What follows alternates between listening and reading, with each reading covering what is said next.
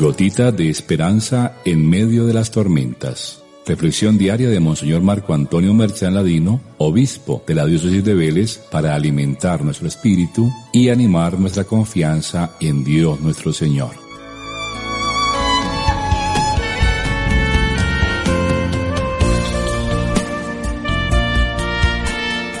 Queridos hijos e hijas, hemos venido reflexionando en torno a distintos debates o discusiones que enfrentaba el Señor con las autoridades judías que, como sabemos, estaban empeñados en propiciar estas discusiones con el fin de encontrar siempre algún argumento para poderlo condenar. Hasta nuestra meditación de ayer eran ellos los que tomaban la iniciativa para probarlo, para atacarlo. En las gotitas de esperanza de hoy es en cambio el Señor el primero en pasar al ataque. Ya no son los otros, sino Él quien formula la pregunta dirigida no a un grupo sino a todos los que estaban en el templo. La pregunta es decisiva, pues va al centro de la fe cristiana. ¿Quién es Jesús? Recordemos que esta pregunta ya se la había hecho solo a sus discípulos en el capítulo 8, versículo 27. ¿Quién dice la gente que soy yo? Pero ahora la hace a todos los que estaban, maestros de la ley, fariseos y pueblo en general, allí presentes en el templo. La discusión que aquí se propicia será la clave de la revelación que el Señor hace de sí mismo antes de su pasión. En la primera discusión que tuvo lugar cuando la curación del paralítico, cuando la gente decía que Jesús blasfemaba porque perdonaba los pecados, en efecto, Él se atribuía el mismo poder de Dios de perdonar los pecados. Ahora, en las discusiones que hemos reflexionado durante estos días, demuestra que en Él, en Jesús, ese mismo poder irrumpió desde el cielo sobre la tierra. Y es un poder que se coloca por encima del poder de los que han hecho del templo una cueva de ladrones. Por eso los expulsaba, recordémoslo.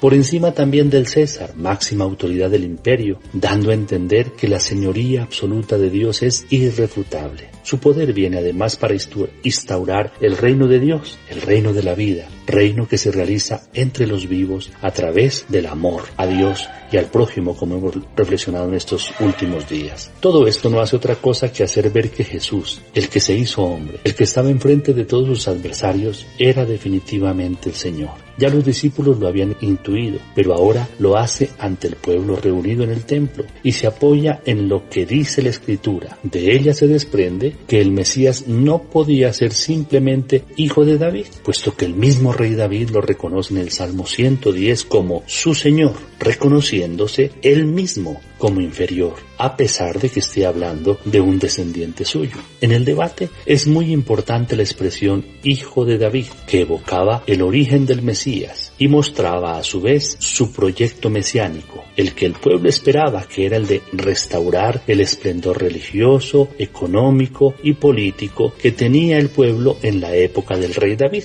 Por lo que concluimos que estaba en juego no solo saber si Jesús, el carpintero de Nazaret, era el Mesías y el hijo de David, sino también saber qué tipo de Mesías y qué tipo de hijo de David era, y si correspondía a las expectativas que el pueblo tenía o no. Como cristianos, y después de escuchar este testimonio del mismo Señor, creemos y proclamamos que Jesús es el Señor, que Él es el Mesías, el Hijo de David según la carne, pero constituido Hijo de Dios con poder según el Espíritu de santificación mediante la resurrección de entre los muertos, como nos enseña la carta a los Romanos.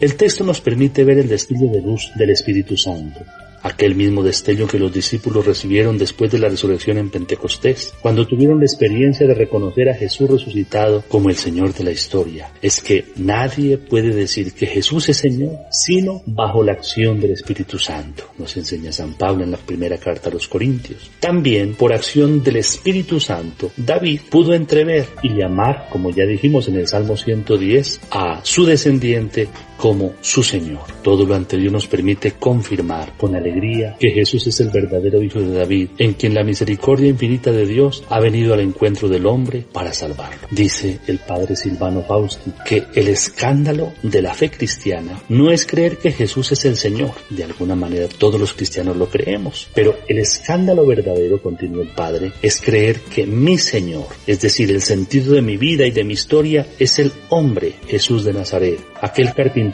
pobre, que sin otra ley que la del amor, sin otro poder fuera de ser siervo, que acaba condenado como blasfemo y subversivo sobre el patíbulo de la cruz, por lo que necesitamos estar atentos como cristianos para no adorar al Señor que nos inventamos en nuestra piedad, en nuestra devoción o en nuestra estupidez. que es como si fuera una percha en la que colgamos todas nuestras aspiraciones de poder y todas nuestras proyecciones de arrogancia y de egoísmo. Prueba de que adoramos al Dios que se ha revelado en Jesucristo son los frutos de mansedumbre, de amor, de alegría, de pobreza, de renuncia al poder mundano, la enseñanza de las bienaventuranzas. Si los frutos, en cambio, son distintos, estamos seguros de que estamos adorando al Dios de nuestras aspiraciones y proyecciones, al Dios que nos hemos inventado, pero nunca al Señor, que es Jesús, el carpintero humilde de Nazaret. Demos gracias a Dios, recibamos la bendición del Señor esté con ustedes, y la bendición de Dios Todopoderoso, Padre, Hijo y Espíritu Santo, descienda sobre ustedes y los acompañe siempre. Amén.